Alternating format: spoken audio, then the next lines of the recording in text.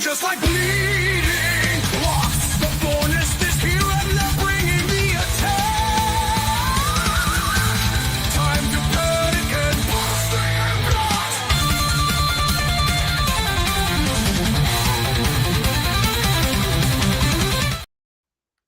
and Good evening, ladies and gentlemen. It is Wednesday night. It is 9 p.m. It is time for Brace for Impact. I am OM Dynamic. Tonight, live action, reaction, and analysis from Chris Parrish, the voice of the Chris Parrish podcast, and myself. Bubba Duke is on the shoot job tonight. Welcome, everybody. Parrish, how are we doing, my friend? I'm doing well. Yeah, thanks. Thanks for allowing me in. And I guess, we are kicking this off an hour after the show went live. But I mean, we do this when we can do this, right? Exactly. And we are starting. I know you and I are having a little bit of issues connecting on this, but we are starting off with a rewind from Turning Point where the rumors of whether or not Santana was showing up or not was running rampage, and he did, and he ended up getting the pinfall victory over on Kazarian on that tag match, and he is now starting off Impact. Yes, he is, because after that, and I know you and I weren't here last week for Brace for Impact, but something happened at the end of that show.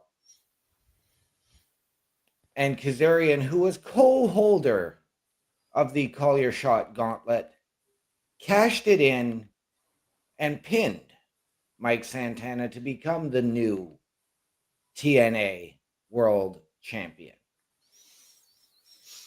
Yeah, and I think that was something that shocked just about everyone. I don't think a lot of people expected Santana to, lose the title so quickly, especially this being the very first live Impact since winning the championship. What were your thoughts when you originally saw that? I was really, really shocked, because really I think that was his first true defense of the TNA championship. And I mean, it really led me to believe that, okay, maybe Mike Santana is going to be making an appearance on Monday in Albany, or last Friday in Albany, or Monday in New York City as part of the Last Time Is Now tournament for John Cena. My personal opinion, though, I mean, good for Kazarian. I know he is one of the sort of the founding fathers of TNA and the X Division. Much like Alex Shelley, I think, though, that this may be his sort of token run into his swan song. Yeah, potentially. And right now we do have Santana sitting down in a very calmly manner. Kind of right now just saying, I think just talking about the moment of becoming champion. Right.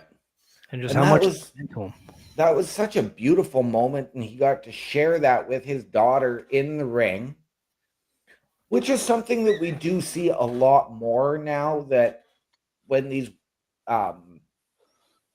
guys who put in this effort get to that mountaintop, they get to bring their kids and their wives into the ring to celebrate.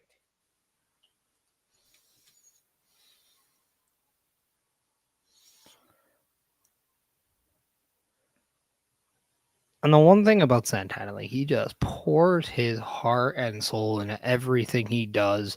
So you can only feel for him when it was taken away so quickly. Right? right? And I know you and I were talking just before the show, and really, like, neither of us are big fans of these quick title changes. I know back when it was, Edge, John Cena, Randy Orton, Batista, and Hunter all battling for the title, and we're getting a new champ every 2 weeks. It was too much. Yeah. Santana is just saying like how amazing, his life has been. And he's like, and life has just, when you're on top, has a way of humbling you really quickly. And he's talking about how, things got dark for him after he lost the TNA World Championship. Right. And we know that, Santana has had his demons that he has battled, and he has those under control. I hope that this didn't push him to a state of wanting to relapse. Well, I don't think it's necessarily relapsing, but he is saying that he did let anger and rage take control of him. And that's in the past hasn't always been the best form of decision making in his life. But I think when it comes, if he's able to channel that in TNA, in the ring, that might be his escape. Right. As long as that's where it stays. Yes. But I know Bubba always talks about mental health on the show and just how important is it. There is somebody who is a great poster child for that, and that is Mike Santana. 100% he is. 100% he is. I mean, you look at the trials and tribulations of his career from his time with LAX and being led by Conan to then he and Ortiz going to AEW, having their fallout, and then Mike Santana going through the stages of recovery and coming back to TNA to truly discover himself and cement himself as a singles competitor.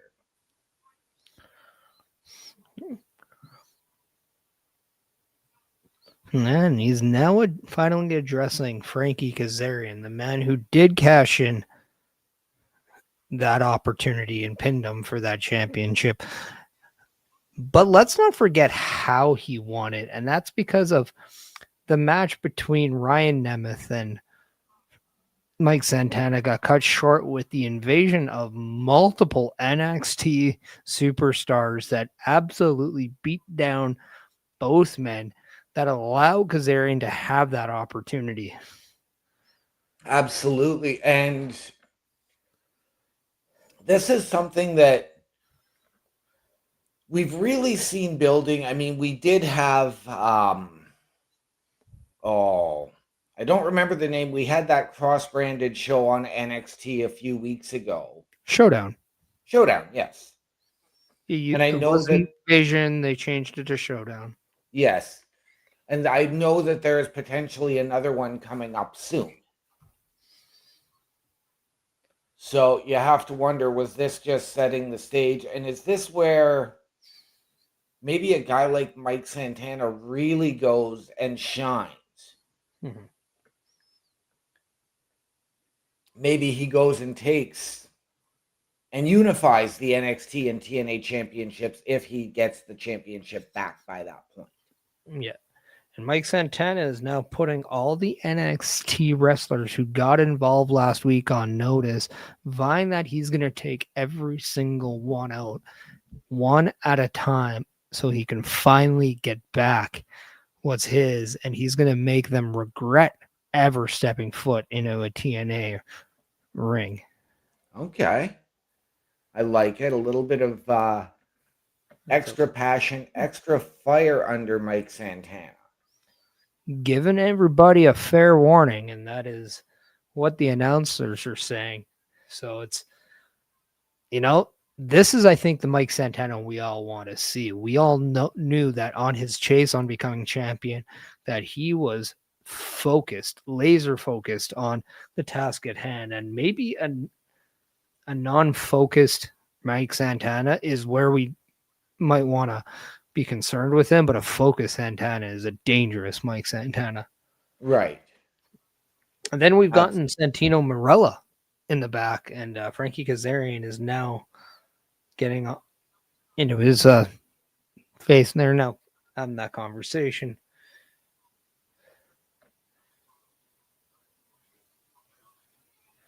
And he's asking for an apology from Carlos Silva, who did not award him the championship like he has been doing as of late to people who win the TNA championship.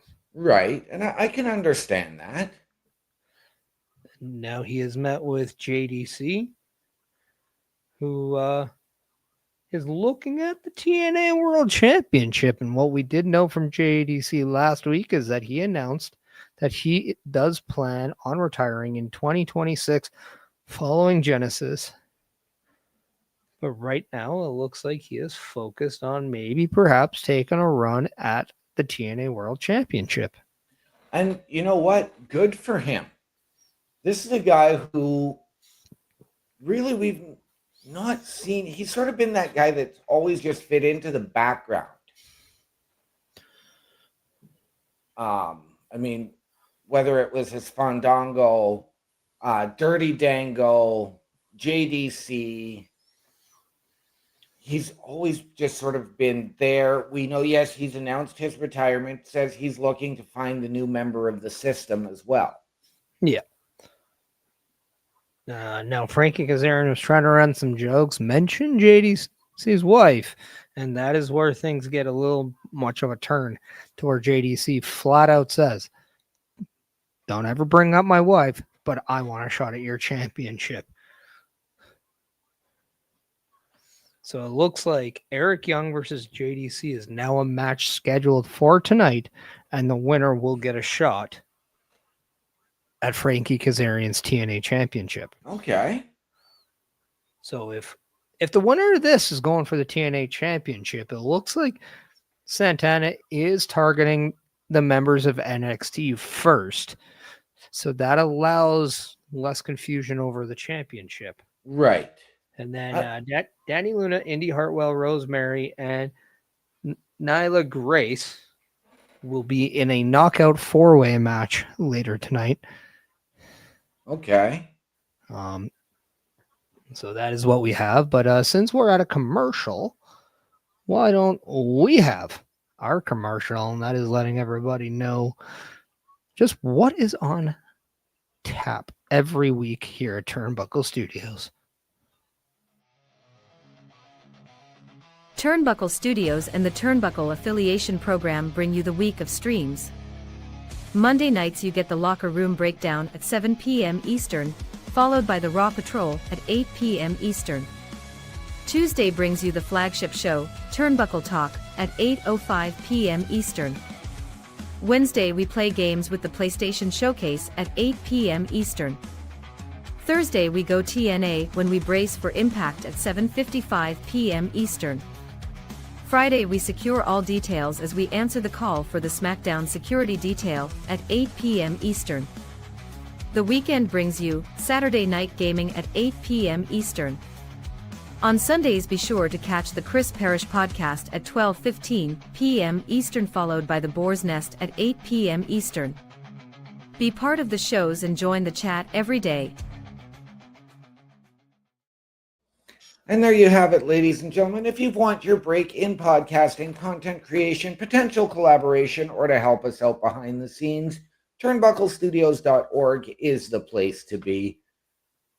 Go to the host section and meet the team. Chris Parrish, myself, Bubba Duke, Chris Best, and Carl Carafel. Get all of our social media there. Watch our latest weekly episodic shows. Go to turnbucklestudios.org/join. Send us your credentials. Tell us how you can help us or how we can help you. And we can sit down as a collaborative and figure out the best fit. Go to the shop section to go to carlcarafel.redbubble.com to get all your Turnbuckle Affiliation Program merchandise. turnbucklestudios.org, ladies and gentlemen, the hottest site on the internet. Do it, and do it now.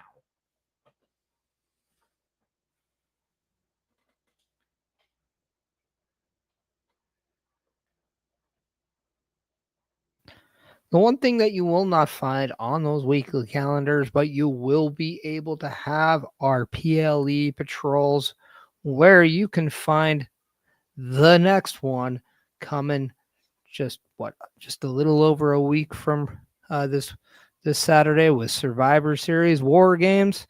So I believe that is the 29th of November. It is, and then 2 weeks later, we're right back here with Saturday night's main event and John Cena's last match. Yep. And so you'll be able to check those out on the Saturdays, and also on I'll do a shameless plug, but obviously on my channels on December 5th, the watch party for NXT Deadline will be happening as well. As commercial has done, and it looks like we're getting that Knockouts 4-way match right now. And okay, now I know that this is the first of two. Nyla Knockouts. Grace, sorry, not Nyla. This is the first of two Knockouts 4-way matches tonight. Yes, and from what I'm understanding, the winners face each other. I believe so, with the winner of that match challenging for the TNA Knockouts Championship. Yes, and we will let everybody know that both OM Dynamic and myself are aware of the spoilers, but if there's people in here who have not found those out yet, please refrain from saying anything in the chat, because let's let everybody enjoy wrestling the way they would like to. I think that is a very important message we'd like to ensure our fans. Yes. We are a spoiler-free zone.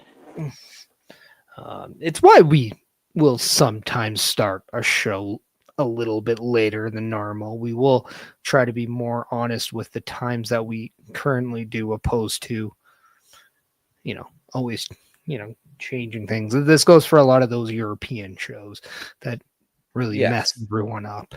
Yes. And now we have Danny Luna in the ring, and I'm going to say this. I was more than impressed with Danny Luna when TNA rolled to Edmonton and we saw a matchup with her and Jody Threat, and I thought that was one of the better matches of the 2 days. So I really hope TNA has taken notice to what they have with her, and I would love to see her as a Knockouts champion sometime in 2026. You and me both, and I have been a big fan of Danny Luna since her days with Subculture and working with Flash Morgan Webster and Mark Andrews. Both in ring and as a manager, though we saw her more in a managerial aspect in that scenario. Now we're getting what we know Danny Luna can deliver.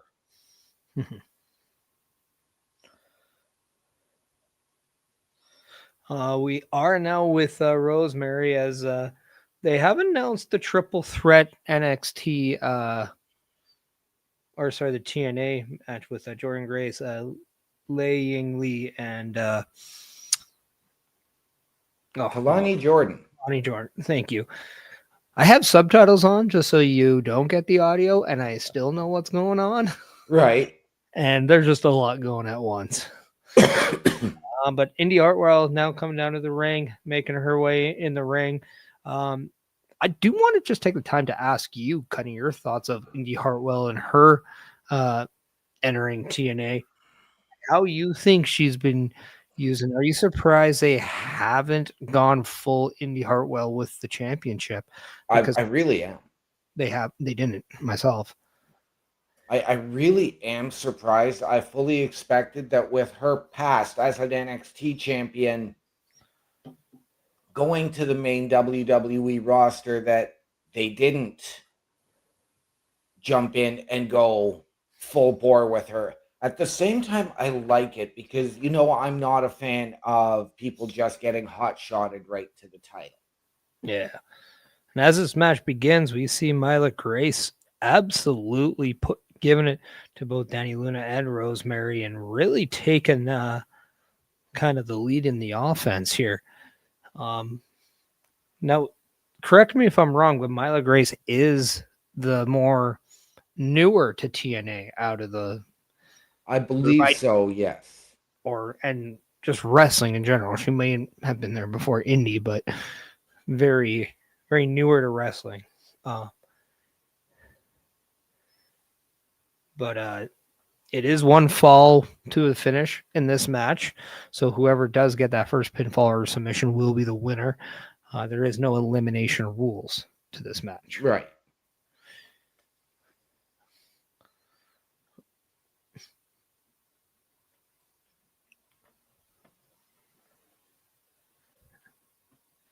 Now we have Indy Hartwell and Rosemary kind of in the ring as Indy Hartwell's just taking her turn now to beat up on Rosemary and Myla Grace now. So that's just body slam Myla Grace on a Rosemary.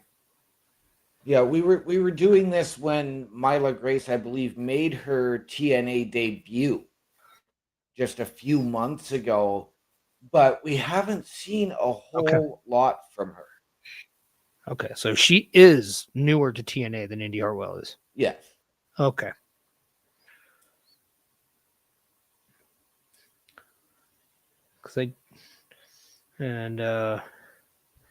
Victoria Crawford, Killer Kelly, Jody Threat, and I missed who the other participant was in the four-way. I would be surprised if it's not one of the Elegance brand. Oh, it's Zaya Brookside, actually. Oh. Zaya Brookside, Victoria Crawford, Killer Kelly, and Jody Threat.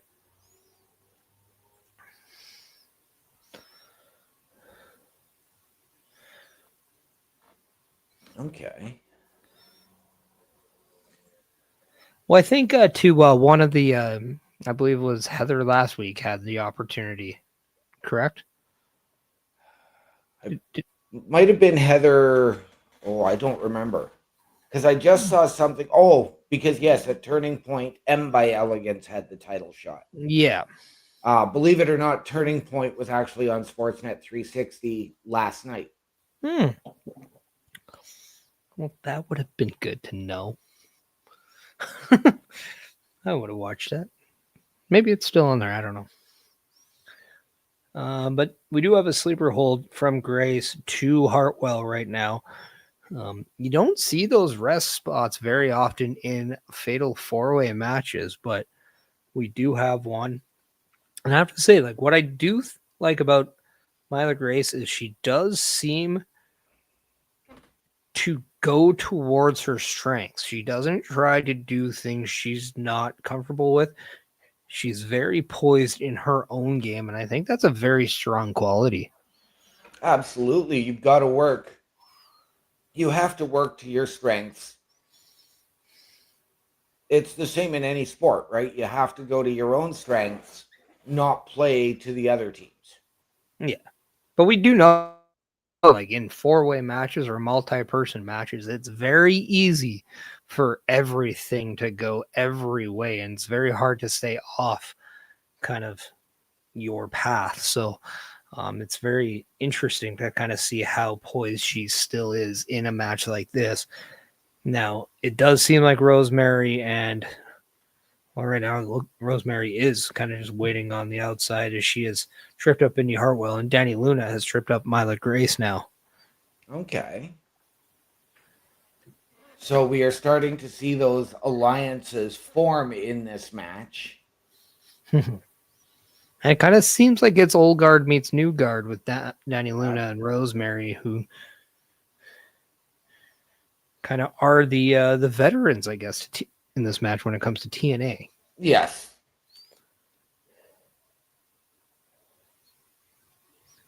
Now, I'm going to pose this question. With Rosemary kind of the way she is, would you be intrigued with maybe a partnership with herself, Kairi Sane, and Asuka?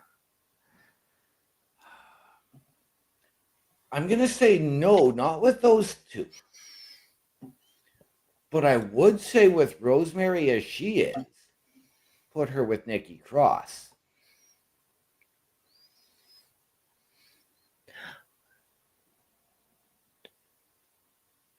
What I get out of Rosemary, she's not as dark as the Nikki Cross character, but there is that. I don't want to say ego, but there is that confidence that you get from Rosemary that I think is very different. Right. And I know I'm going back to the days of the Death Dolls and even prior to that when she was with James Mitchell, Havoc, and I mean even Crazy Steve and Abyss with Decay. Yeah. So, to really watch how much Rosemary has grown throughout her tenure in TNA and where she is now from where she was then, I really enjoy it. But I think that to go back, she can add that composure to a Nikki Cross while still maintaining that element. Yeah, and right before we went to commercial, we had Rosemary with Indy Hartwell in one corner where she was actually biting Indy Hartwell, and then Danny Luna was just putting a nice little chin lock over on Myla Grace in the other corner. So the action was quite divided, which is very different in a fatal four-way match. Or it really is, because you're looking and normally you've got one person in there trying to break two up and the other one trying to get in there and cause more havoc. So that's one of the things that I've really grown to appreciate. And it's one of the ways wrestling has really transitioned over the last few years is you're getting the psychology and two different stories being told in the same match, and you don't need to have it become that cluster. Yeah, and it's like what I just appreciate is just the different way of execution when it comes to a four-way match. Like we're so programmed to think it's going to be this or that way, and then all of a sudden TNA comes in and they're like, "Yeah, well, we like to do it this way," and it's just a refreshing thing. And I think that's over time what we've always looked at TNA as, just a different way of doing things, and because of that, they've been able to stay like for as long as they have. Absolutely. They've always been a little bit different. One of the things that TNA now reminds me of is old school Ring of Honor, where you didn't have anybody controlling the match for a multitude of minutes. You would get that steady back and forth flow, and that's what TNA brings me to now. Yeah. As we're on another commercial break, let's give off a couple more of our advertisement videos here as we start off with our Help Wanted ad, followed by our shop commercial. So please check these out and let us know what you think. A Turnbuckle affiliation program is looking for more people. If you have passion level for pro wrestling, sports, videos games, or something else, then Turnbuckle Studios is the place to be. If you have ever wanted to pursue content creation and want to join our team, then we would love to have you. Check out turnbucklestudios.org or contact us by email today, because your future is now, and we want you to tap in.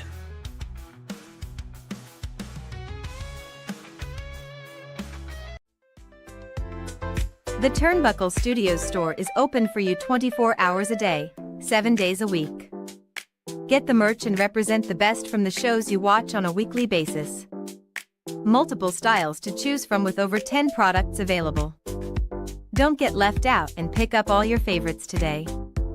Find us at carlcarafel.redbubble.com.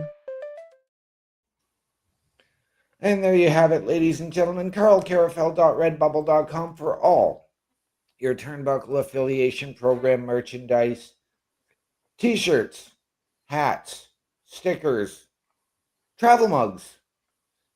If you want a cell phone case or even a pop socket for your phone, You can get it there. All of your proceeds come back into our studios so that we can deliver you a better viewing experience. CarlCarafel.redbubble.com, ladies and gentlemen, the second hottest site on the internet. Do it, and do it now. We're back from commercial, and in Hartwell tried to get a pinfall on Rosemary, but Danny Luna was very quick to pull her off.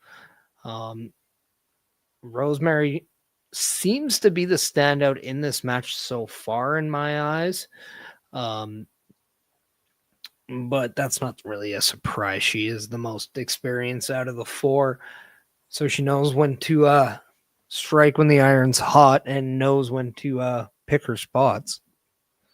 She really is. I mean, we are talking about a woman who is a former Knockouts tag champion, a former Knockouts champion, a woman who is challenged for, I believe she's challenged even for the NXT Women's Championship and teamed with Wendy Chu, now working with Evolve Wrestling.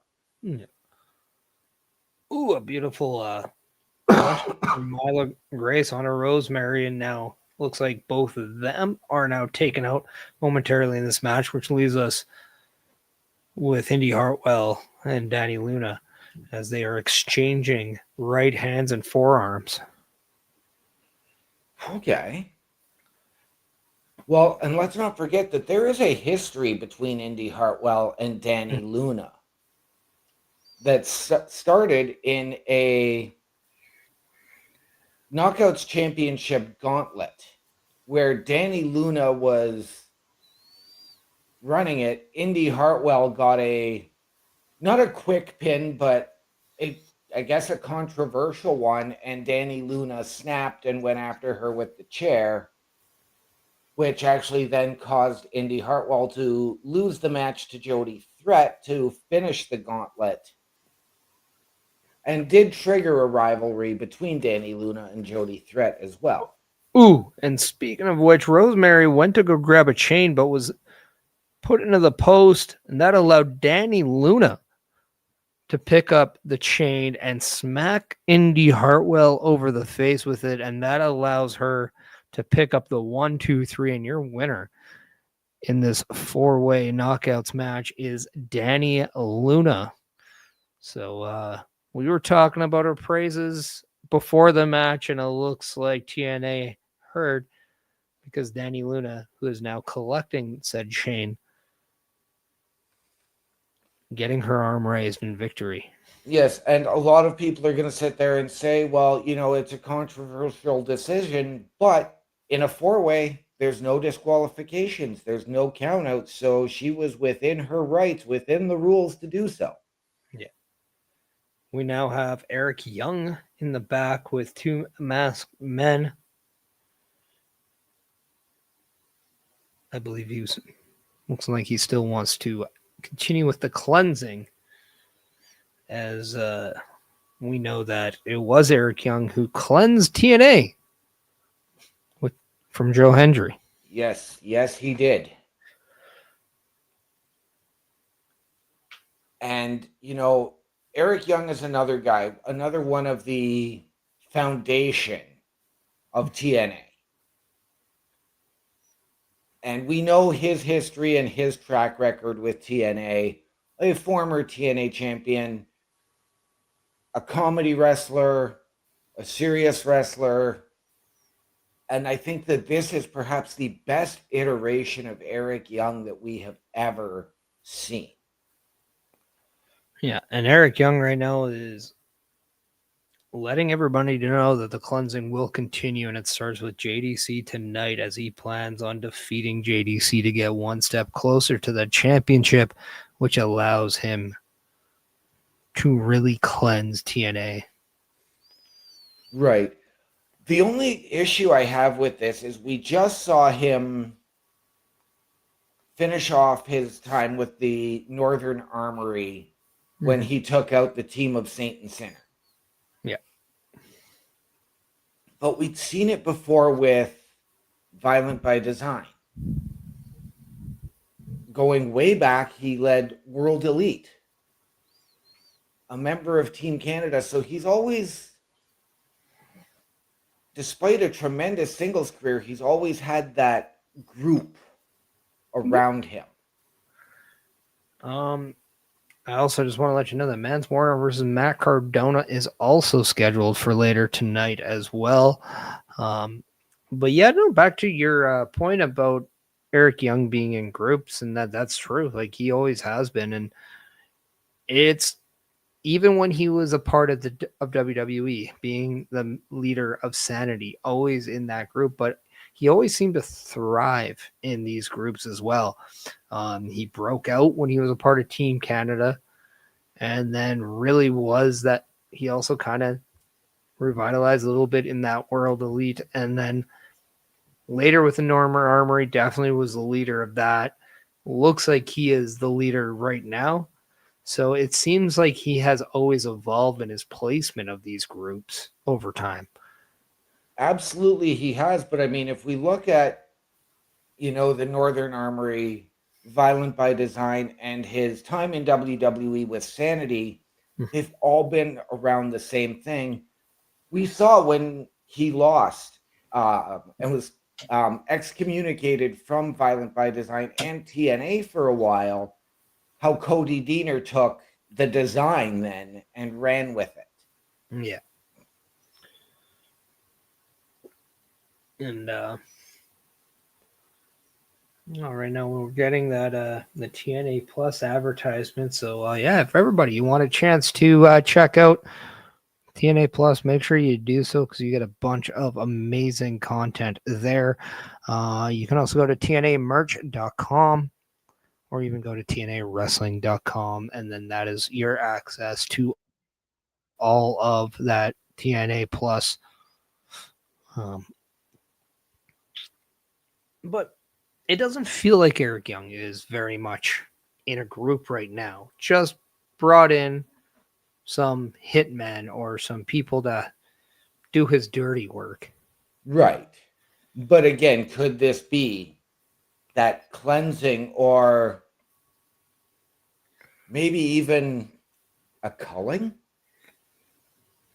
Maybe. It'll be very intriguing to see where this leads, and I think that's always the fun aspect of a good little story and angle that we have, is you just never know. And I will never say with TNA I know where they're going, because they always seem to make you think one way, and then they always hit you where you're not expecting. TNA produces the Roddy Piper line of, just when you think you have all the answers, I go and change the question.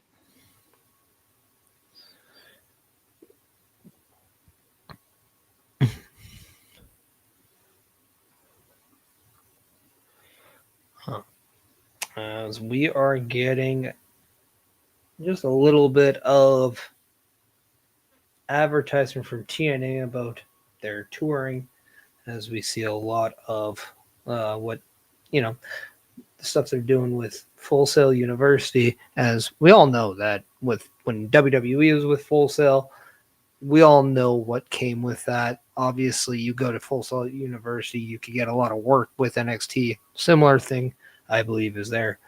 But we are now back with Santino Marella, and he is welcomed with his daughter Ariana Grace, who will be appearing on Impact more regularly than she has been. Okay. I can get behind that. I just want to see a little bit more of Ariana Grace in ring, as opposed to doing this liaison thing between NXT and A. And that spoiled little rich girl that we saw in the back earlier when she was doing the beauty pageant gimmick. Yeah, and as that was going on, we were welcomed by the Hardys and the international champion, as they were looking to get a little bit of revenge from last week. And it looks like they're trying to find a way to bring them back. and maybe lure them into TNA. And then that takes us to the entrance of Mance Warner, as Mance Warner is in the ring right now, obviously, with Steph DeLander, as he is about to take on Matt Cardona, who has his own history with Steph DeLander as well, as they were a pairing much of just the last few years on the indie scene. They absolutely were, and I was really excited when Steph DeLander introduced Mance Warner to TNA. I know I can speak for Bubba. He is not a Mance Warner fan. And despite the fact that I don't pay a whole lot of attention to things like MLW or GCW, I have watched Mance Warner and I love what he actually delivers. I know that this is sort of the first regulated company, I guess, that he has worked for as opposed to MLW and GCW. So it's not just sort of an anything goes. As right now, Matt Cardona is on his way, and they are not only showcasing with video of not only Matt Cardona returning to WWE under his previous name of Zack Ryder, but also Nick Nemeth and Dolph Ziggler.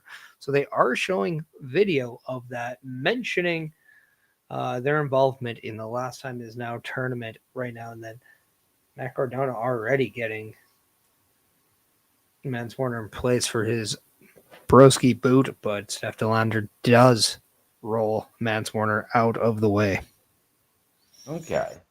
Now, it is funny because we talked about the history of Steph DeLander and Matt Cardona. And it was funny because Steph DeLander for a long time was coming off as the babyface in a relationship with PCO. And Matt Cardona came out to be, no, you're my property. You belong to me because of everything I've done for you. And how these roles have reversed.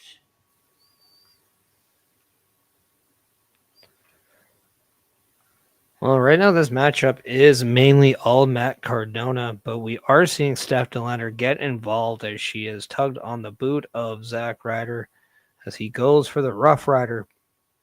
Not sure what he calls it now, but it was met with a sit-out power bomb from Mance Warner. It is called Radio Silence. There we go. I knew I heard it before. Which, how ironic is it that it used to be called the Rough Rider, a pun on the name Zack Ryder, only to go to Radio Silence based off his Zack Ryder theme song called Radio. Exactly.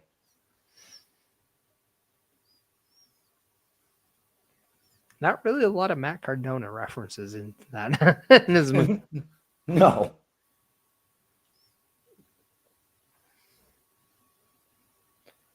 No, but I mean, full credit to TNA for doing this. And I know that this is just an extension of the partnership that they have with the WWE and more specifically NXT. And we have seen Matt Cardona appear on NXT recently. Yeah. Took on Josh Briggs, if I'm not mistaken. I believe so.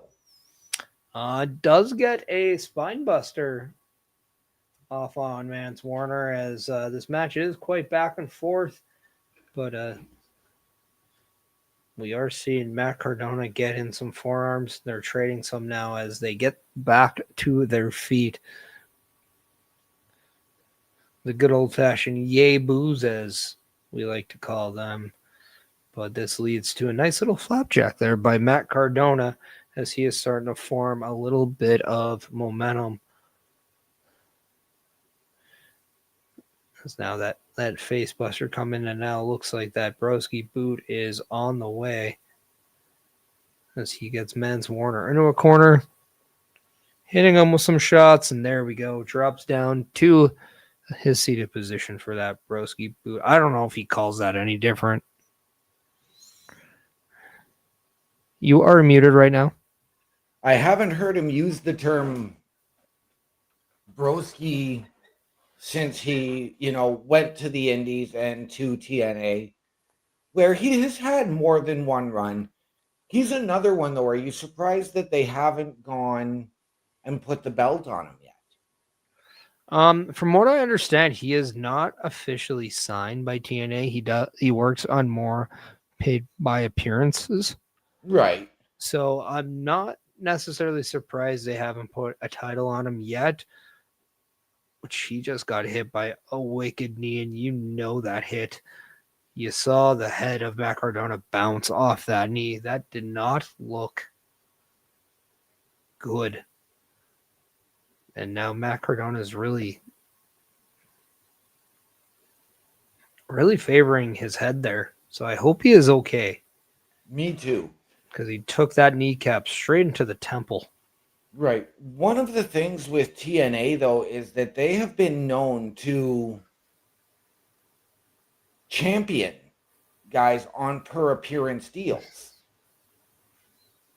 Oh, Mance Warner's getting a chair, but the referee is taking it away from him. But this just allows him to use the purse. But there we go. Radio silence on to Mance Warner. But Steph DeLander is right there at ringside, allowing Mance Warner's foot to be on the rope and breaking up that pinfall. So it's the classic distraction to really cost the match. Yeah. And this is something that Steph has really gotten a lot better at from her time as, I want to say, Persia Parada. Yeah, and the purse comes into play with the referee's back turned into that beautiful fallaway DDT that Mance Warner does as he picks up the 1-2-3 on Matt Cardona. But the question is, what is in that purse? Good question. Yeah, I don't know.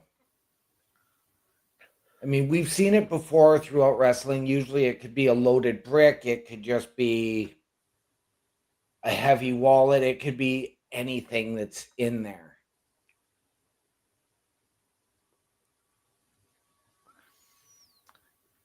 No, we are now hit with the injury report for TNA presented by BioFlex as we are seeing that amazing invasion done last week by the superstars of NXT. Yes, and there were some names in that invasion that really caught me by surprise because we haven't seen them in Brooks Jensen, the tag team of High Rise, because we just haven't seen them in so long on NXT TV. And the one who is out is Elijah. He is currently out as he suffered a setback with that guitar shot onto his injured elbow. And then Matt Hardy is feeling the effects from that, as well as they also said Mike Santana was dealing with stuff, but he is cleared, so there's nothing to worry there. And now we do have Robert Stone along with Stax, Jensen, Charlie Dempsey, and the team known as High Rise. Okay. Well, yeah, I forgot Charlie Dempsey was there. So, there's one more. Oh, no, that's just Jensen right there. Oh, and Lexus King. There we go. He was hiding behind Robert Stone.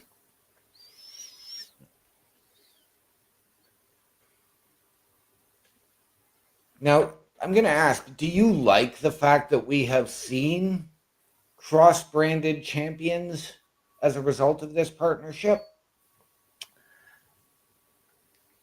I mean, I think there's a time and place for it. I thought what Trick Williams did was a fantastic run, to be quite honest. I thought he definitely allowed a little bit more notoriety towards TNA by being champion.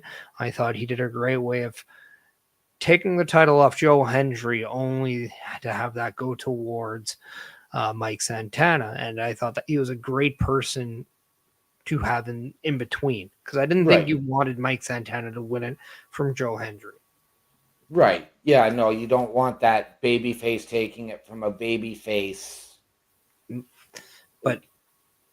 But to see JC Jane now, Claudia Jordan both win the Knockouts title, it seems now a little redundant, and I would like to see them kind of focus more on the organic natural champions, because the one thing we never seen yet is we haven't seen anybody from TNA win an NXT championship, and I think that is something I would like to see. I will correct you on that because we did. Oh, no, sorry, I was wrong because that was where Dana Brooke, Ash by Elegance won the Knockouts championship. And I was going to say, I thought she took both. No, But JC Jane actually won both. Yes. And then that's when Ash by Elegance defeated JC Jane to bring it back, had to forfeit the title, and then Kalani Jordan won that battle royal. Right. And won a match to become champion. But yeah, no, I mean, and that's something that it kind of intrigued with, but the question, I guess, is who would it be? Because I think with Santana right now, like, you definitely would like him to focus on the TNA title. I think Eric Young makes a lot of sense for somebody who could then target the championship once Santana gets it back. Right. And then, I don't know, like when you were talking about Cardona earlier, I could have seen Cardona as a viable option. That made a lot of sense there, but yeah, I don't know. Maybe I look towards the tag team area. Maybe I do some System versus Dark State. Right. Which is something we have seen is the System versus Dark State. We saw the Hardys defeat Dark State to hold both sets of titles. Well, I guess, yeah, the Hardys were champion, but they were very temp champions. They were. Um, And I mean, for me, the Hardys would have been the ideal people to do that before anybody because they've got the WWE history, they've got the TNA history. They could have really transcended this partnership right at the very beginning. Yeah, I think for me, I definitely enjoyed the fact that they used somebody not from the nostalgic aspect and not saying Matt and Jeff are modern because they're on our screens in the current thing, but they do represent a different era. And I think having somebody like Trick, I think it worked very well for him. I definitely think TNA got a lot more steam out of it. I just think it would be nice to see it from the other side as well, but I also understand it from the business side, and seeing more WWE talent onto a TNA would help the ratings for TNA, opposed to, we saw the Joe Hendrys, we saw the ones from TNA, maybe the special ones who would help ratings on the NXT side. So it is showcasing, who has more, I guess, flex, but on this, but at the end of the day, I do think that this is allowing TNA to have just a little bit more muscle when it comes to their shows and the ratings. Right. And I mean, we're seeing that as we are seeing, TNA closing in on apparently a major TV deal that is to be announced by the end of the year. Yeah. That was discussed on Turnbuckle Talk this past Tuesday with Chris Best, Carl Carafel, and myself. I do think that I'd like to see a little more TNA with the NXT titles. Just so that then you can start getting some of these guys, like Ricky Saints coming over and doing cross-promotional work would be absolutely huge for TNA. We've seen Obafemi versus Moose, but that was in an NXT ring. I'd love to see that match take place in TNA. And Matt Cardona, as you were talking, has challenged Mans Warner to an El Paso street fight. And I don't know if that's next week or when they are in. I did not catch that, as we are getting one of the members of the Great Hands, Mr. John Schuyler, coming down the aisle. All alone, by the way.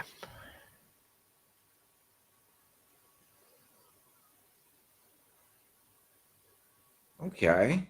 But yeah, it looks like a Mance Warner Matt Cardona street fight is on the horizons, as he did cut a passionate promo from the outside of the arena, basically saying Mansfield is like a brother to him and that he is not happy with how things are, but he knows this must end. And this is now escalated. As Right. now I believe where you were talking earlier, I believe this is where Myron Reed is now coming down.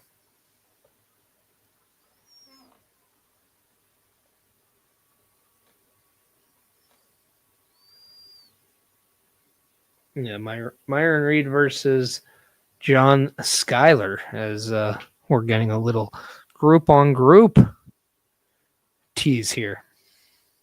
Okay.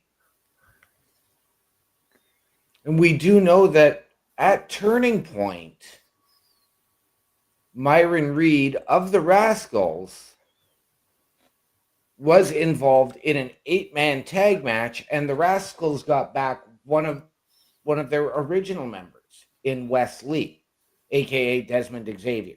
Yeah, not Desmond Alexander, as what was advertised by the announcer. Okay. Which was really funny. It was corrected by commentary, but yeah, Desmond Xavier. So it'll be very interesting. But yeah, we're getting a little bit more of that, as this is going to be a very intriguing match. John Schuyler, very agile for somebody his size, but when we talk about agility, Myron Reed is maybe a little quicker, maybe a little faster than what Mr. Schuyler is, but we're kind of getting that right now, as we're getting the speed there, but John Schuyler catches him with basically a flatliner into the middle buckle, followed by a beautiful Russian leg sweep for a quick cover, and then now he is just putting fists to face on a Myron Reed, who's just on the canvas right now. Yeah, John Schuyler is one of those great pound for pound, ground and pound wrestlers when it comes to that physical aspect. And that is one of the things that I truly, truly appreciate about him. For me, it's one of those things that I really want to see is I want to get back to a day where you can see a wrestler come in, dominate a match to the point of ref stoppage. And I'm going to go throw this legendary name out, and that was like a guy like a Ludwig Borga. Okay. Who could go in and do that just absolutely dominant performance, and you getting ref stoppage to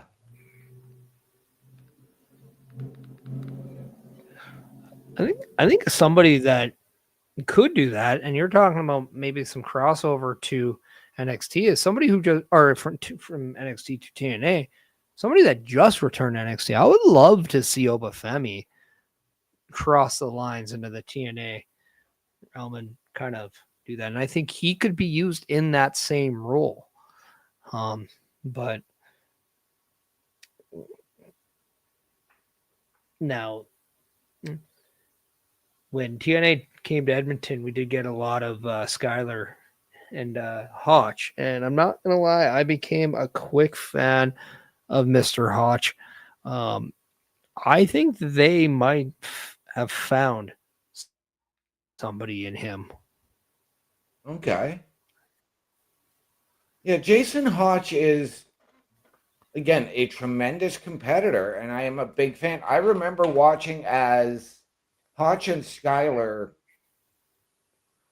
came together to become the good hands at first and not the great hands.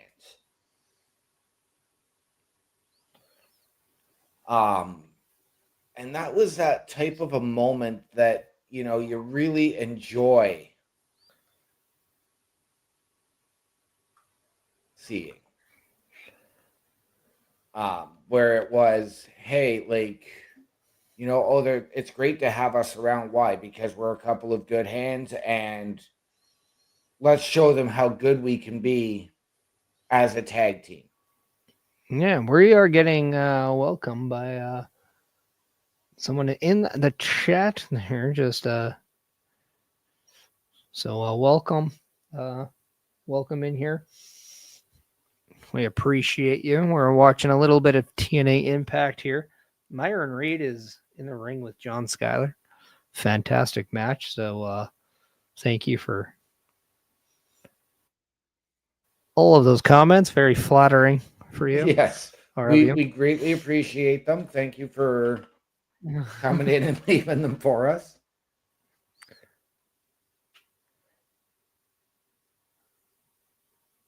But the one thing I think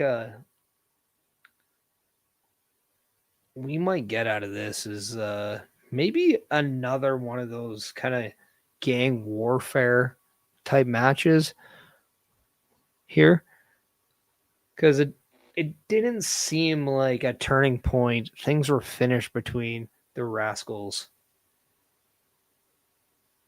Oh, we just got some backstage. The Rascals wrestled the System. Yeah. Turning point. But Skylar is a part of Order 4. Yeah, hold on. There is some development going on, as I think it was Trey Miguel was taken out by Agent Zero backstage. Okay. And that's kind of where I was going. I think before Turning Point, we were seeing kind of Order 4 and Rascals kind of starting something. And we know that what I was saying is, like, we didn't see that finalize a Turning Point. Not that it didn't get finalized. That was my mistake there. But it definitely seems like that is the direction for both groups right now. Okay, and I can get behind that 100%. Oh, very. Oh, Myron Reed almost undershot at that jump outside of the ring. That was very dangerous. Zach doesn't look like he is hurt. Doesn't seem like he's affecting anything, but oh, there we go. Now we're getting Jason Hotch. There we go. Jason Hotch just got into the match and allowed John Skyler to get a little bit of leverage on that pinfall and pick up the win over Myron Reed. So a very heel-heavy show. Yes. As I believe a heel has won every match so far tonight.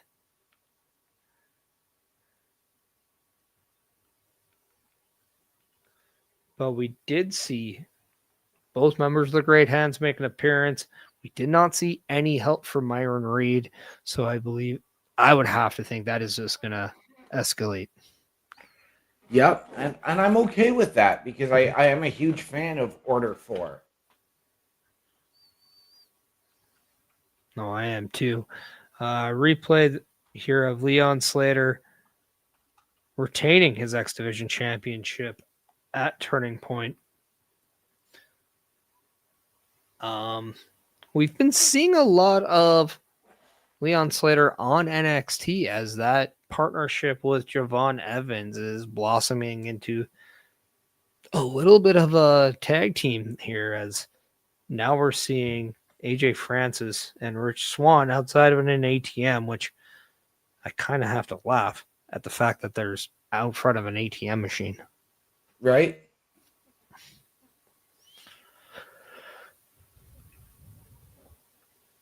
But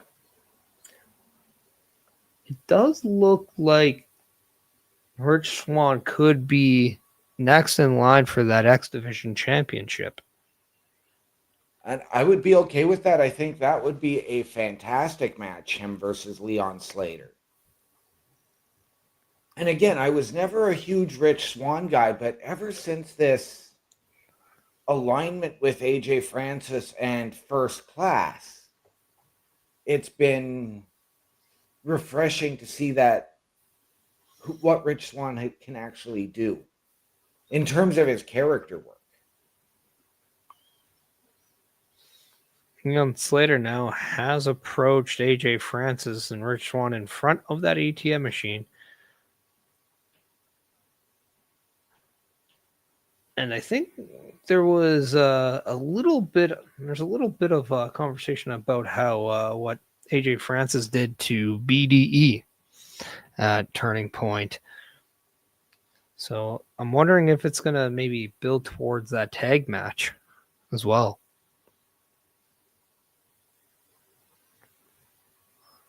I can see it. I can see even a 6-man coming out with Javon Evans and BDE.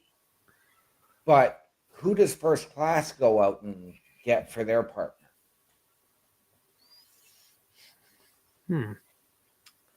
That's a good question. Would it be Trick Williams? We have seen Trick Williams over time align himself with First Class. We could see a little bit of dialogue there, but we do know that right now Trick Williams is kind of working in a program over on NXT. So I'm not too sure if that maybe would work, but it is out there. It is.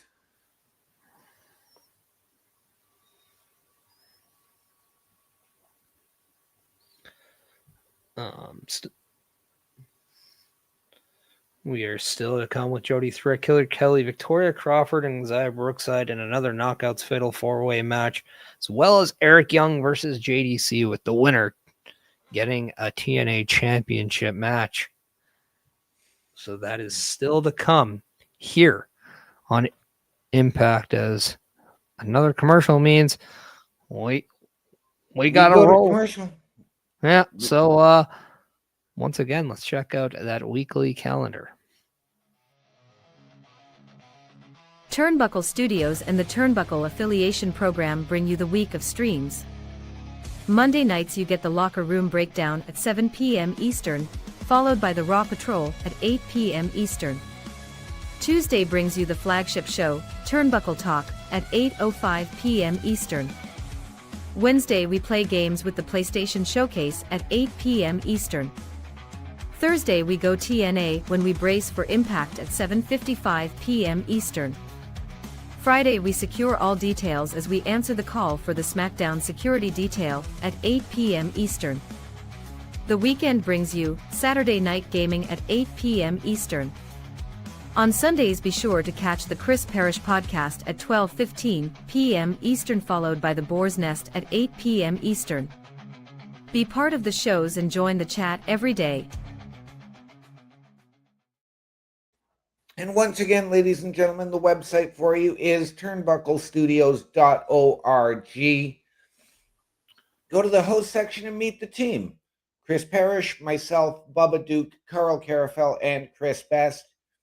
Get all of our socials there. Watch our latest weekly episodic shows, especially the Chris Parrish podcast, Sundays at 12:15 p.m. Eastern Time. And the Locker Room Breakdown Monday nights at 7 p.m. right before the Raw Patrol. Go to the shop section to go to carlcarafel.redbubble.com and get all your Turnbuckle Affiliation Program merchandise. Most importantly, ladies and gentlemen, hit this join button to send us an email with your credentials. Tell us how you can help us, how we can help you, and then we can sit down as a collaborative and figure out the best fit.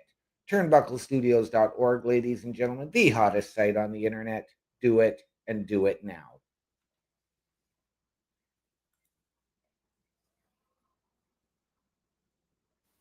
And let's not forget, we can always show some love to the main host of Brace for Impact, the one we're helping out, and hopefully he will allow me back sometime down the road. I know you were with him more, but Bubba Duke, the creator of this amazing show. You can follow him on his YouTube at Bubba Duke Show, and then again on Twitch at Boar's Nest with Bubba Duke. And make sure that you are liking, subscribing, doing all that good stuff to help the channels grow. You can do that as well as in all the Turnbuckle Studio outlets as well. But it's just a great little way to help out us as creators. Absolutely. And click the like button on any of our sites. Click the subscribe button and get all notifications for when we go live here at the Turnbuckle Affiliation Program.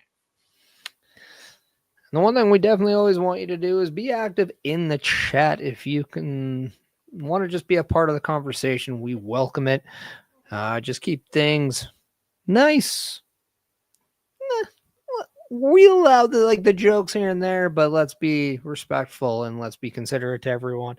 We're here for a great time, not for an only time. So we just ask for a little bit of a common courtesy, but also bring your party hats because, well, we like to go off the rails just that teeny little bit.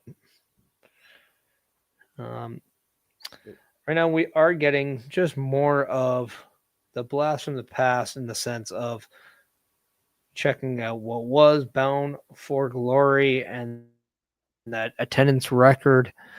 We saw the Hardys versus Team 3D in what was the final time and just the emotional battle that came out of there, as we are looking more towards the next show, which I believe is I know they have a show or do they have another show in December, or is it Genesis as the next one? Genesis is the next big one, but typically there is a show in December. I just can't remember what it is. So we just had Turning Point. Is it Final Resolution? Maybe. I feel like they probably have said it. We are seeing the TNA Hall of Fame induction, which was all knockouts this year in Mickie James and the Beautiful People. Your thoughts on that? I think it's fantastic. One of the things TNA has really done over their years is showcase women's wrestling. And I have said this numerous times that I do feel Mickie James is one of the greatest all time when it comes to women wrestlers, and one of the best duos in TNA were the Beautiful People. So you can't take away not only their contributions to TNA, but to professional wrestling. And it really allowed all three to not only have a bigger impact in the business, but also allowed them to really brace the next generation for what's there to come. We knew that WWE had the Diva era, but then we had the Beautiful People that really, in my eyes, took you from the Diva to the women wrestling and really made that change. Like they were really the right now, not what other people perceived things could be. They were very modern, but then with Mickie James, like over time, she just became champion. She always had amazing rivalries, whether it was with Tara, whether it was, with Jordan Grace. It didn't matter the era. She just always had classics. And I think Mickie James will go down as one of the most influential women's pro wrestlers, possibly of all time, but definitely one of the most decorated TNA women wrestlers of all time. Oh, absolutely. I know because we are very WWE heavy here at the Turnbuckle Affiliation Program, we really put a lot of significance on that in Evolution as a PLE. Mm-hmm. But let's be fair, because TNA did it first when they were doing their one night only on Friday nights, and they had those knockout shows. Yes. And just to answer the question. Final resolution coming from El Paso, Texas, from the El Paso County Coliseum on December 5th. So that is the next big pay-per-view show for TNA, and that is most likely what Matt Cardona was challenging Mance Warner to. Yes. As right now, we are seeing the Elegance brand and the Personal Concierge doing a blind date type of thing. Trying to find the Mr. Elegance. And I will say, Ash by Elegance, you chose amazing colors for your pants. Chef's kiss. There you go. That's perhaps the biggest compliment Mr. Parrish will ever give to Ash by Elegance. You know what? I'm not going to lie. When I had to unfortunately see her kind of take that step back and relinquish the championship, my heartstrings really were there. It sucked to see. I have been definitely one of the biggest challengers of the person named Dana Brooke. Ash by Elegance, though, completely different story. We're okay. Okay. You know what? Like, I understood where you were coming from with Dana Brooke, though I was a Dana Brooke fan. But to really see her come into her own as Ash by Elegance, even with that not so great a gimmick, but she really came into her own as an in-ring competitor, and she was allowed to be a little more free. Yeah, I think one of the amazing things TNA allows is just that clean slate for a lot. Not only, as you said, like you're getting a little bit more freedom, but you're getting a little bit more, hey, you have an idea? Okay, let's run with it. Not so much, oh, you have a great idea, but that's not really what we want from you right now, or we're not exactly looking that way. So I think that allowed the artist, that is Ash by Elegance, to kind of just go. And then when we saw that tag team form and then the group form, we just saw the niche. And I think with the confidence, with the experience only building, we saw everything just come together. And that is what was much needed for Ash by Elegance. And I think that's kind of where now we're starting to see just the entertainment value pick up. Right. As we do see Jody Threat making her way into the ring. We've seen Victoria Crawford accompanied by Tessa Blanchard for this second four-way match. Yes. And we do know that they're looking to become knockout tag team champions, if I'm not mistaken. Oh, really? Intriguing. So I think let's keep an eye on the pairing here, because I do think there might be a little bit more emphasis on them. Right. And speaking of knockout tag team champions, we do have Killer Kelly entering the ring, as she is a former, I believe, 2-time knockouts tag team champion. She is. She is. She has always been a favorite of mine. And I'm just like, I was so thrilled when she was able to come back after her pregnancy. And we're getting this same style and that same, that mystique. And really, this is really where I first see what brought Stephanie Vicaire to where she is in watching Killer Kelly. Yeah. Also, if anybody wants to get interested in watching more TNA, you can go into TNA Plus, and if you want to get 1 month free, just use the promo code FINAL25, as clearly they're helping advertise Final Resolution. But if you use the promo code FINAL25, you can get 1 free month at TNA Plus. As they are advertising at the bottom of the screen for NXT Gold Rush, again, Lei Ying Lee Kalani Jordan and Jordan Grace for the TNA Knockouts Championship. Yeah. We see Victoria Crawford in the ring, and again, we are familiar with her as the former Alicia Fox. Yes.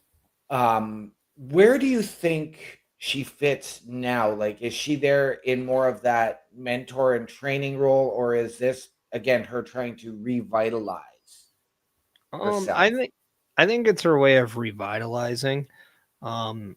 She is also somebody that I've had a lot of critique against.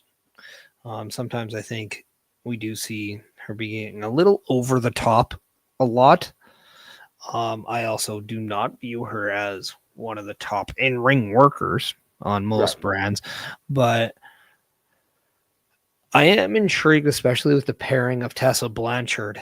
So I do think it's a revitalization of a career. We have not seen much of her in wrestling for a while until she came back to TNA.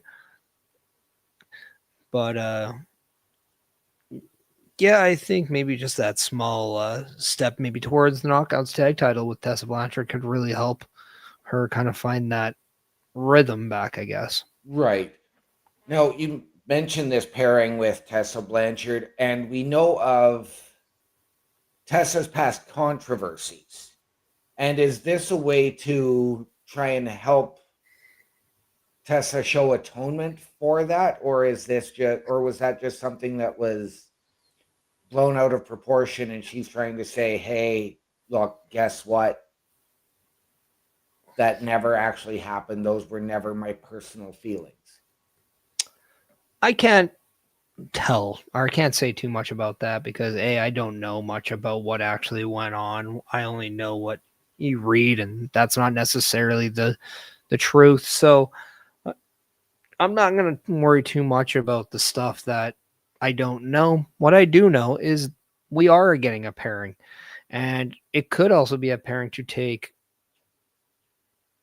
Tessa Blanchard from a tag team perspective when maybe there's stuff going on around the Knockouts title, and then allowing her to be involved in a championship or title picture for the time being, because I do see Tessa Blanchard as a future Knockouts champion at some point. I still remember the amazing match that her and Jordan Grace had at the beginning of this year. It was just within the first week of this calendar year.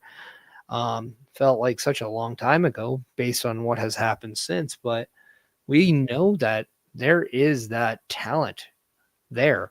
So it's just a matter of, I do think you could be onto something when it's perhaps trying to get the performer in the good graces again.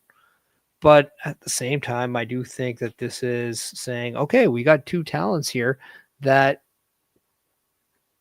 could be better acclimated if we put them together. And regardless of race or ethnicity, I don't think that it really has a bearing on the reason. I think it's just the complementation of both workers being put together.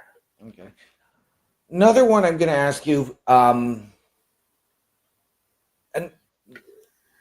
again, past era versus current era, but Victoria Crawford's previous style being that flashy, flamboyant, louder than life outfit to Chelsea Green nowadays, and the way she's comes out to the ring with that sort of gown thing trailing. And is there an influence there from Chelsea from Victoria Crawford?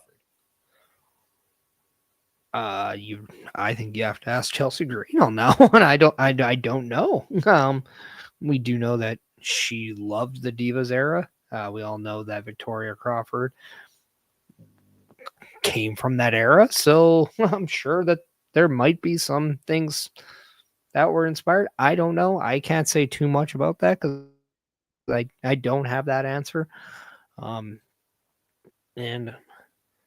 yeah, I don't know. I would say shoot your shot and ask her on social media. All right.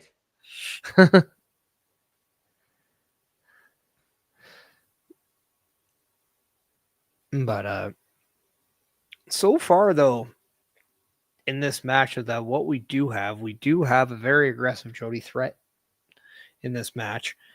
Killer Kelly is definitely someone to keep an eye on as well. The one person that is kind of failing to impress me is Zaire Brookside.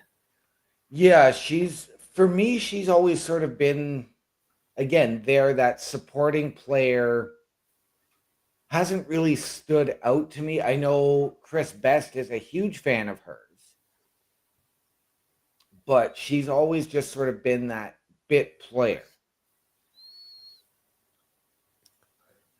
And right now, she doesn't seem to be doing very well as she is out. And we do have Tessa Blanchard on commentary for this match.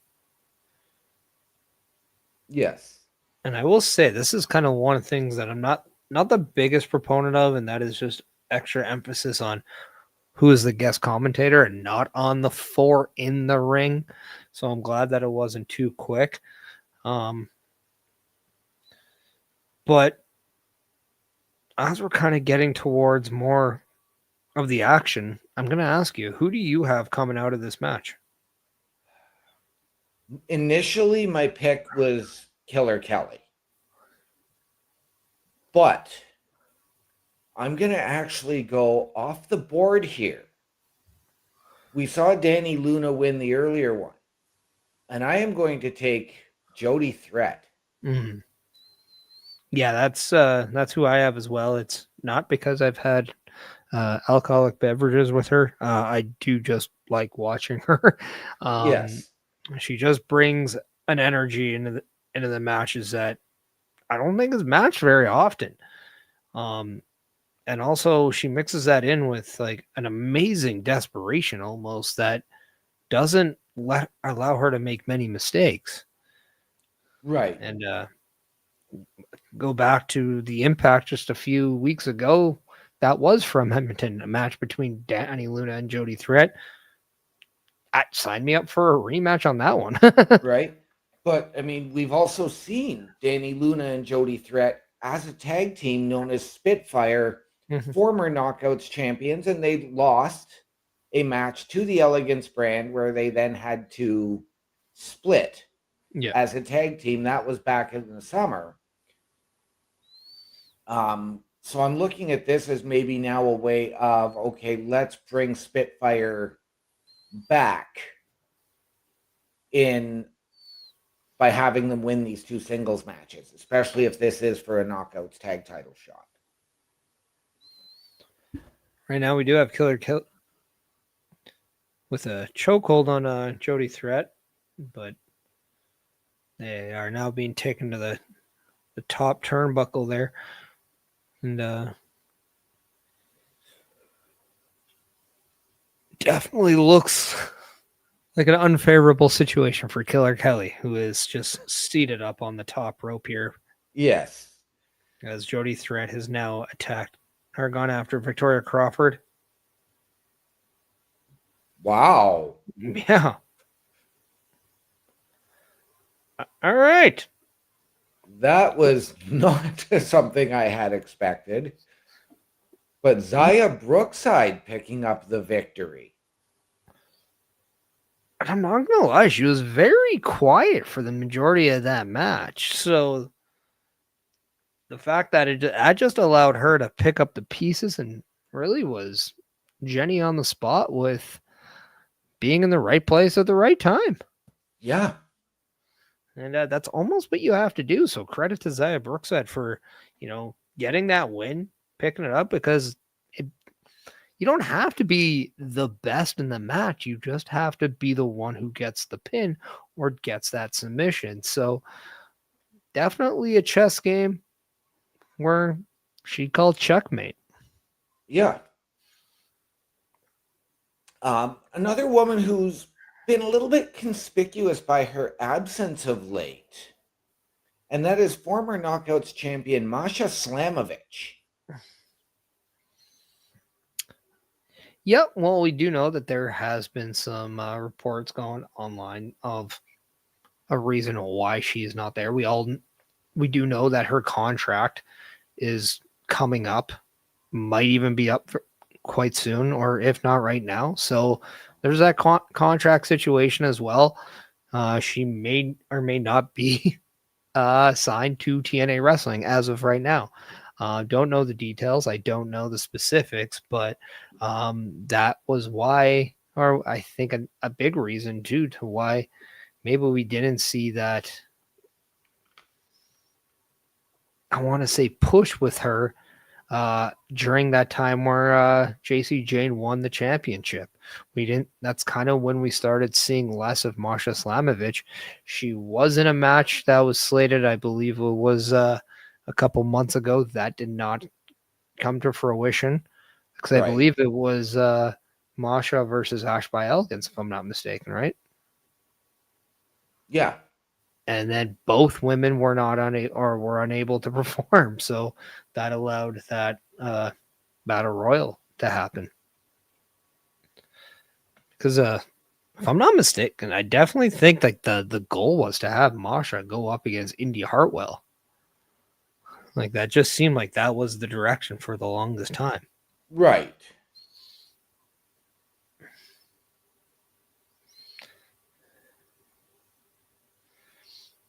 So we are getting a promo package now for a new member of the Knockouts division, Jada Stone. And I believe we saw one last week as well with another woman. So it looks like TNA is definitely trying to, I don't want to say repackage, but bring new blood into the TNA Knockouts division, which I think is always a great thing to do because you just never know when you need the numbers. Right. I do remember some of these moments that they've shown us through this video from earlier this year. When Tommy Dreamer, Carlos Silva came down and addressed Jada Stone after an exhibition match against another newcomer. And that was when they actually handed both of those newcomers their official TNA Knockouts contracts. Mm-hmm.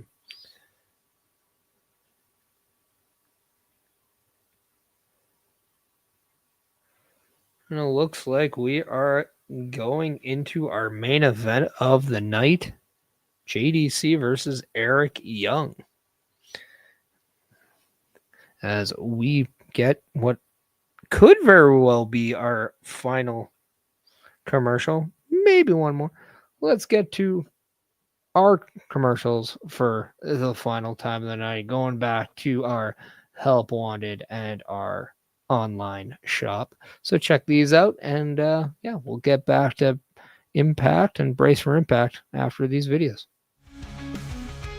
A Turnbuckle affiliation program is looking for more people. If you have passion level for pro wrestling, sports, video games, or something else, then Turnbuckle Studios is the place to be.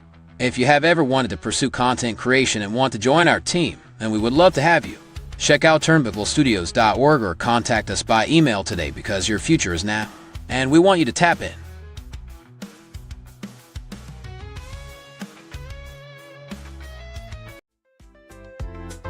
The Turnbuckle Studios store is open for you 24 hours a day, 7 days a week. Get the merch and represent the best from the shows you watch on a weekly basis. Multiple styles to choose from with over 10 products available. Don't get left out and pick up all your favorites today. Find us at carlcarafel.redbubble.com. And there you have it once again, ladies and gentlemen, carlcarafel.redbubble.com for all your Turnbuckle affiliation program merchandise needs. Wear what we wear. Get the pop sockets for your phone. Get a phone case. Get a tumbler. Get a t-shirt. Get a hat.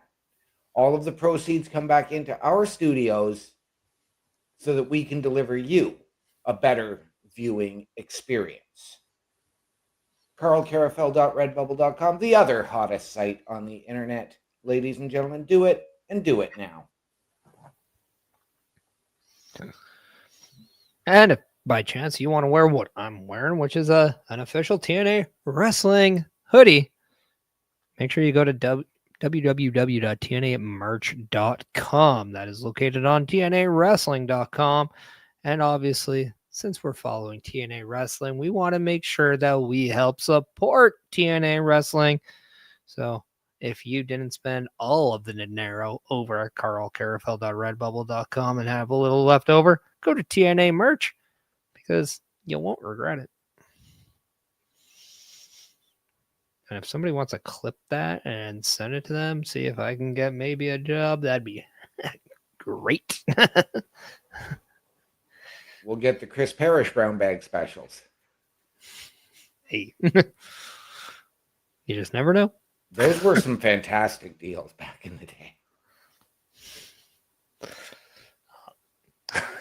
I'll do the complete opposite.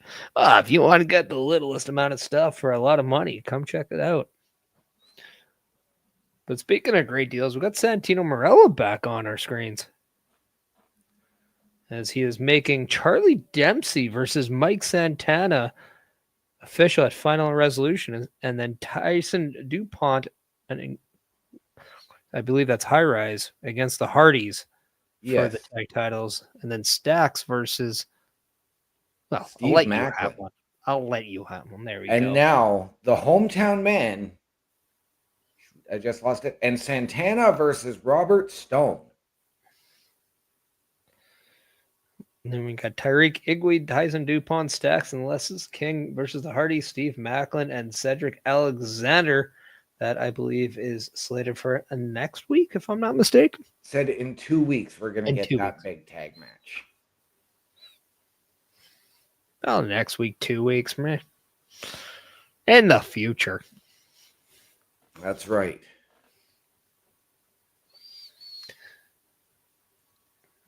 As they are giving us... Oh, and then we're getting, yes, Kalani Jordan versus Danny Luna versus Zaya Brookside for the Knockouts World Championship at Final Resolution. Yeah. Definitely want to let everybody know that is happening on a Friday night. I know we're all used to Saturdays or Sundays for pay-per-views or the big PLEs, but Friday, December 5th, Final Resolution.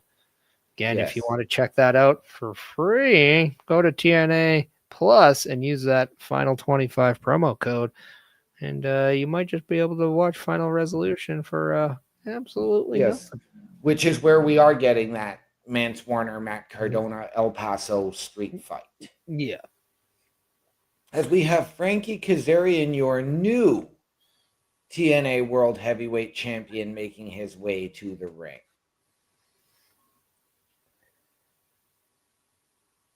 There is one name we talked about who could be that big, like a big name for TNA. We've seen this name go to a company that started fresh, was a really big name for them to get. He was a huge name for WWE. We saw some teases when he left WWE the first time. Could he go to TNA? What if Chris Jericho was to ever set foot in a TNA ring? I would love to see it. We know that he actually, back a few years ago when Don Callis was running it alongside Scott D'Amore, Chris Jericho was one of the guys that called and said, put Don in there. Mm-hmm. He said he would willingly go and work in a TNA ring. So I could absolutely see it. I mean, we see a lot of, I think, inspiration from just the wardrobe from Frankie Kazarian or Chris Jericho. Whether it's the outlandish jacket or the scarves. Right? I think that's why I brought it up. And we do know that Kazarian and Jericho have history in AEW.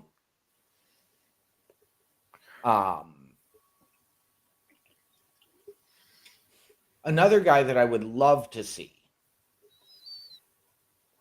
and again, another guy who has history with Kazarian, make his TNA debut, Scorpio Sky. He is still contracted to AEW. He is. So that might not happen for a while, but You're getting Eric Young coming out. That is definitely a very different look from Eric Yes. Young. Yes, sort of the. Not sure if that's a poncho, a green garbage bag, and a very odd balaclava.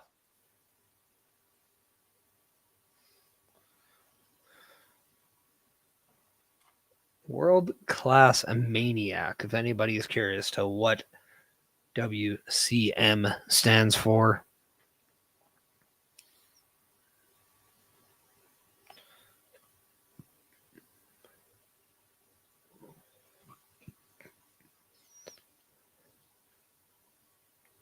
I will say whoever came up with the championship ring idea for the graphic on the screen, absolutely amazing. Yeah, I love it.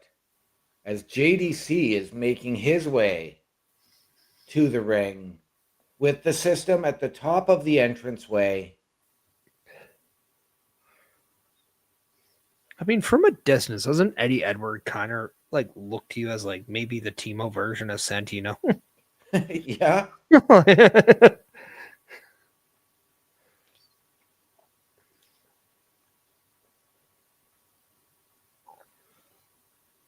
But knowing that we do have just a few months left of JDC, I do like the fact that some emphasis is being put on him, and maybe just whether it's just a one run and one attempt over at the championship, maybe. But who knows? Right. He does have to get through Eric Young first, so we'll see that. But it's also fresh. It's something new with JDC in this picture. So Absolutely, it is. And I mean, we've seen Eric Young and Kazarian have sort of been at odds with each other, even though they're both heels throughout this year. But JDC, of course, retiring because he is going home to be a family man and a dad. yeah, and this is not the first time he has toyed around the idea of retiring. In fact, before he even got into the system, there was talks that he might step away from pro wrestling. I believe he even had a farewell tour on the indies that ended up kind of taking longer than expected and then Yes. letting into a run. That's just what happens sometimes. I believe he just found the itch again with TNA wrestling. So you can't really fault him for that, but also credit to him for knowing the right time to walk away, because not everybody gets to make that decision. Right. And I'm going to suggest this because we know that Frankie Kazarian used the Collier Shot Gauntlet, but let's not forget there was another co-holder of that this year in Nick Nemeth. Yeah, and we did see him last week get attacked as he tried to cash in during that Ryan Nemeth Mike Santana match. We don't know who attacked him. Okay. So it's going to be very intriguing to see what happens when he does come back, because last time we saw him, he was, let's just say he was working solo on Monday night. Yes.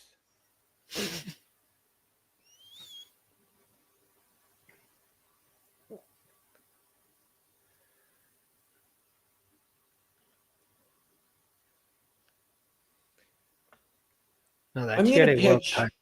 I'm going to Go pitch ahead. another name that I would be intrigued to see to help lead the Knockouts division in TNA, and that would be Saraya or Paige.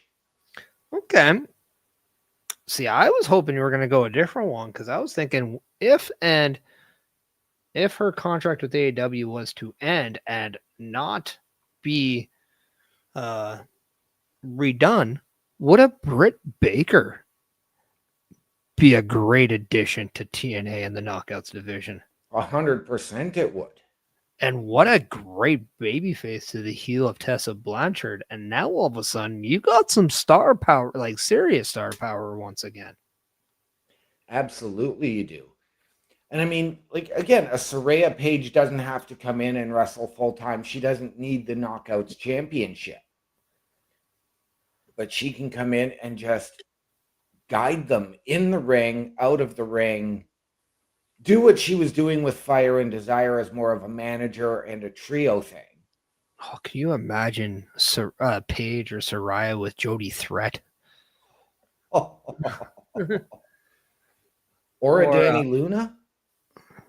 I think she fits the Jody Threat bill more, to be quite honest. I kind of give you that, Lita-esque vibe. Yeah. But I I don't know if I can handle Victoria Crawford and Paige again, because they were way too much back in their days in WWE. They were. They really were.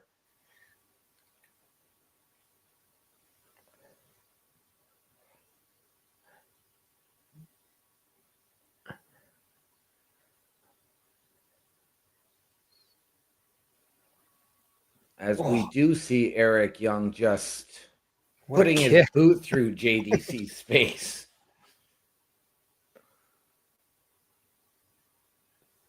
You know, it's funny. You look at Eric Young now, and I mean, we've seen it over the last number of years and all of these tattoos, and you go back to his time as a member of Team Canada with the messy blonde hair, white meat, baby face, vanilla, to where he has been now. This is a guy who has truly learned how to evolve his character and evolve in the ring. Funny story is, but back when I first tried to get into training for wrestling, I reached out to Eric Young. Primetime Eric Young, he was known back then with the spiked blonde hair and all that stuff. And yeah, he it almost became a thing, but sadly timing was an issue, as that's when he kind of started with TNA back in that time. So it didn't really come to fruition, but yeah, what could have been. Yep. But yeah, no, you definitely, and like the thing with Eric Young too, it's like he is a former TNA champion. He is a former tag champion. He has, done a lot in the form of TNA with multiple X Division championships in his repertoire. But you looked at, when he went to WWE, was that piece of sanity.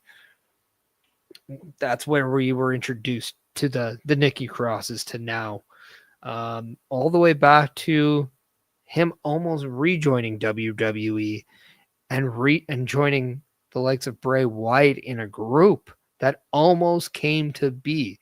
So, yep, we could have had something with Bray back in the day, and now we don't understand that with the things happening there, we wouldn't have got the Northern Armory, wouldn't have seen Saints and Sinners really step into this light. And we could think about what would have been, but then we also think, yeah, but if that happened, would we have not gotten what we have now? Right. And I don't know that we would have. I mean, really, and I mean, we go back, and this started with Abyss when he was in a tag team, and he's all of a sudden, I'm a mad scientist, and no, Joseph Park, you're Abyss. When Abyss was going through that split personality disorder. Yeah. But on that same coin though, let's flip sides and let's look at the history of JDC. The man used to be known as Fandango. Right. Or one half of the Fashion Police with Tyler Breeze. Yes. So we know that he has come a long way as well. The one known as Johnny Curtis back in the day. Then, with multiple things, he defeated Chris Jericho at WrestleMania in his WWE main roster debut. Yes. Then became a sensation with his theme song. Yes. And then as quickly as that came, it went, and then we didn't hear from him for a while. And then he showed up in TNA as Dirty Dango, and hated wrestling. Then he, became Johnny Dango Curtis with John E. Bravo as his security, to now JDC and a member of the system. And let's not forget the short time he did return to NXT, him and Tyler Breeze did become NXT Tag Team Champions for a brief amount of time. They did. We did see him return to NXT earlier this year as JDC, as a member of the system. And one of the things that we've seen NXT do is they pay homage to their WWE history. So we got the Fandango music that time. We get the Santino WWE theme when he's on NXT. And that's something. Would you like to see some of these guys, if they come from the WWE over to work a TNA show, if they have history there, them get to use their old theme? You mean like the Hardys do? Yes, but the Hardys own their theme. Well, I don't think the theme actually is owned by anyone. I think anybody can use it. Right. Yeah, I believe it's public domain. Yeah. So, I mean, it would be nice if, you can get that intellectual property, but you understand, because sometimes like you can get, it's also a great time for a rebrand once in a while too, especially if, like if you were Baron Corbin getting released, now you're Bishop Dyer, and you kind of want something different. I get it. I see both sides to it. So it would be nice. Like, imagine if Eric Young brought that Sanity music over. Right. Don't know if I wanted Matt Cardona to woo woo woo, but no, I can understand that one.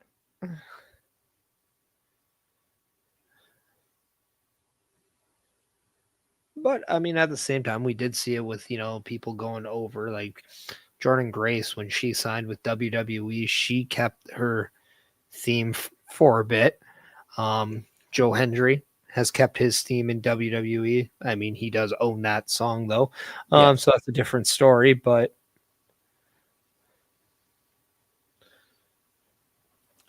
even earlier this year at Slammiversary, when AJ Styles made his return to TNA and he came out to Get Ready to Fly. Yeah, and I think too, you go back to the nostalgia time though, and that's where you get it, and it's why we do see JDC kind of put that time into the other stuff. But right now, with the beautiful Russian leg sweep and a kick, followed by what looks to be a beautiful Falcon arrow bomb.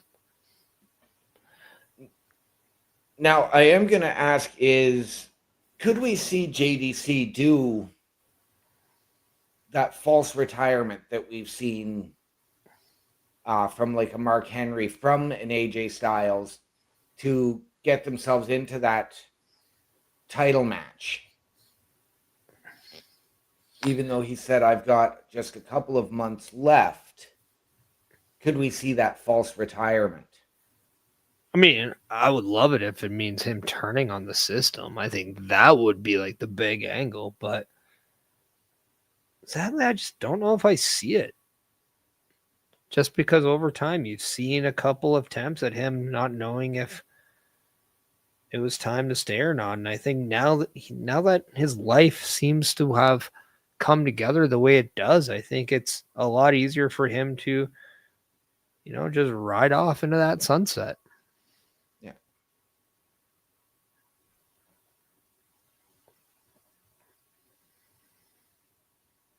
And Eric Young with the elbow drop, Macho Man style, from the top rope.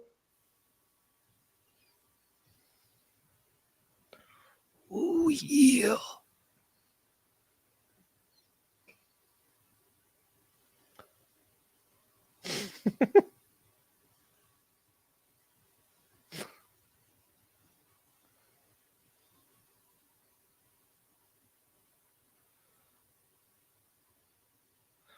Ooh.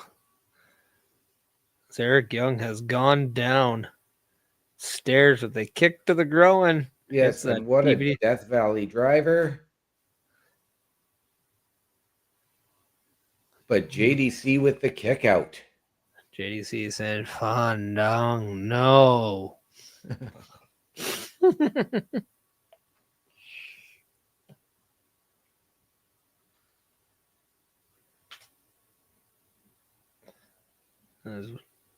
A good little match that we've had so far. As Eric Young looks like he's getting ready to do the good old fashioned punch. He's locking that fist up right now. Oh, and there it is. But JDC throwing back, and we are going to this Shot for shot. Yeah.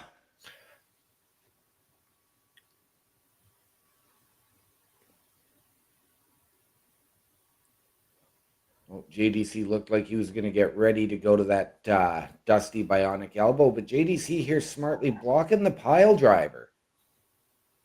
Yeah. And he's going to the top rope there and placing Eric Young right up on that top turnbuckle. Thought he was going for maybe like an Alabama slam, but no. So did I. All the way upstairs. Oh, is he looking for that Falcon Arrow again?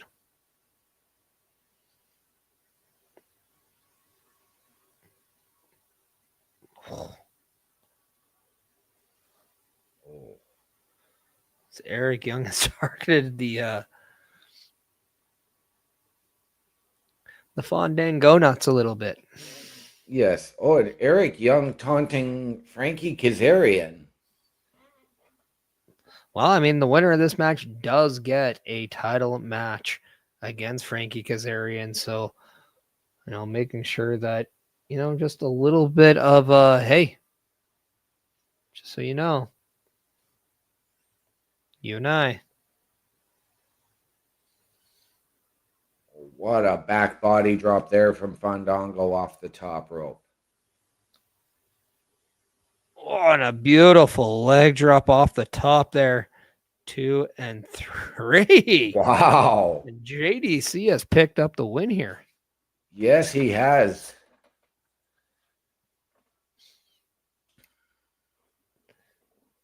So JDC has now earned himself a title match opportunity against Frankie Kazarian. And this match, I believe, is going to be at Final Resolution. You would have to think, because we're just a couple of short weeks out from that. Well, they're showcasing the graphic right now, but they're not showcasing the match graphic, but it seems like it's all but official at this point. JDC versus Frankie Kazarian, TNA World Championship match in the future. Going to be a good one. It is. But that concludes our episode here for TNA Impact. So, well, just let us know your thoughts on the episode there. This was a fantastic episode. Despite the technical issues I was having at the start of the show, this was absolutely fantastic. A great show. And again, they deliver exactly what those initials say. Total nonstop action. I can't even say there was a low point for me in the show tonight. No, a lot of just bang bang matches, whether it's the 2 knockout fatal 4-ways that we saw where Xia Brookside and Danny Luna picked up the victories. Then you got JDC earning himself a championship opportunity. And then you even got Mance Warner picking up a nice little victory over Matt Cardona with the help of a purse. That only sets up a match at Final Resolution, an El Paso street fight. So a lot of purpose for this week's episode. So I gotta like that very much. Absolutely. Do want to let everybody know, though, that here at Brace for Impact, we care about your mental health. And if you need any more additional information for mental health, go check out www.988lifelong.org. You can dial 988, or you can even go to findahelpline.org. Those are just a couple areas that you can do to go help yourself, because we all know that mental health is a struggle we all can face. You're not alone, so make sure you do exactly what you need to do and get yourself some help. There is never, ever a time where it's wrong to ask for help. Not at all, ladies and gentlemen. And before we go there, we do have some other needs. Whether if you want some professional auto services, go to check out professionalauto.ca. You can go and talk to owner Corey Mount. There, his phone number is there as well. So we got a little bit of auto services needs there. I thought he had another one, but don't know. No. But yeah, go ahead. But ladies and gentlemen, as we wrap things up here, we would like to remind you the world is better with you in it. And from all of us here at Turnbuckle Studios and the Brace for Impact, good night, good luck, we out.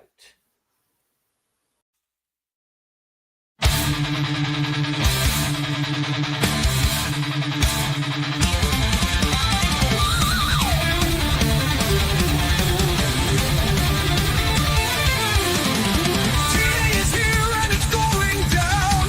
Racing silence with a thunderous sound.